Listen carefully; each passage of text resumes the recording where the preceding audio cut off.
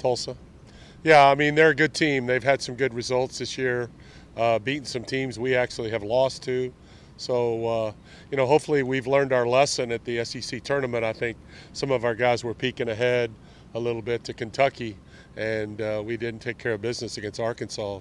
So I'm hopeful that that lesson there will kind of motivate these guys to be ready to play against a really solid Tulsa team that's going to be good all up and down the lineup. Their number one player, Cody Pearson's a really good player from Australia, good doubles player, and so they're a talented group, and we'll have to play well if we're going to win.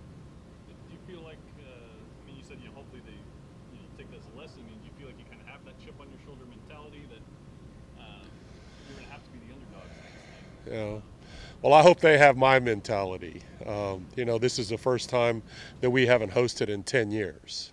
And so I like to sleep in my own bed on this week, and we're not going to get to. And so I'm hopeful these guys are ready to fight and play well. And if they do, we give ourselves a good chance. I mean, both the teams that we would have to play in this region are both going to be really good teams, and we can't overlook anyone. We just, the proverbial one at a time, and we've got, to get ready to play. It's a little tricky with finals going on and guys trying to finish up. But, I'm confident that last time we had a, kind of a setback like we had, the guys responded well, and, I'm hopeful they'll do the same thing this time. How does, is that something you just kind of taken for granted? 10 years in a row you said you were hosting. How does preparation change knowing that you're going to have to go to somewhere? Well, it's obviously you're more comfortable at home. And we've been over the years have been a very good home team. It's tough to win on the road in these NCAA matches, and it's obviously tough to win on the road in the SEC, which we've, been battle tested. We have a really tough conference, and all the teams are really good. So we faced some of the best teams in the country already this year. And so you're hopeful that those experiences that you have over the course of the season are lessons that are learned, win or losses, that help you kind of prepare for this, last test that you get, because now it's win or go home.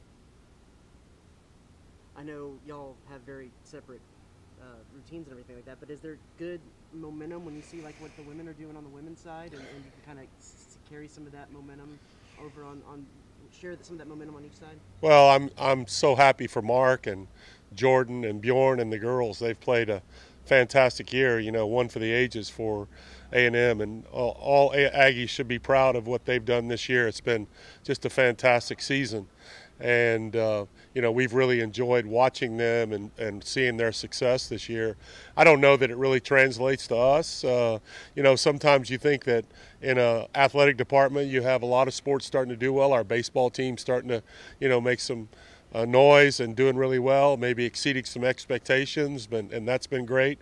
But ultimately, I think it comes down to your team, being prepared to play and want to play, And these matches really come down to really who wants it more and who's clutch in the big moments in the matches, because there are always times in these matches that if you could have back, we could have another 5 or 6 wins this year and not be in this situation, and yet we are.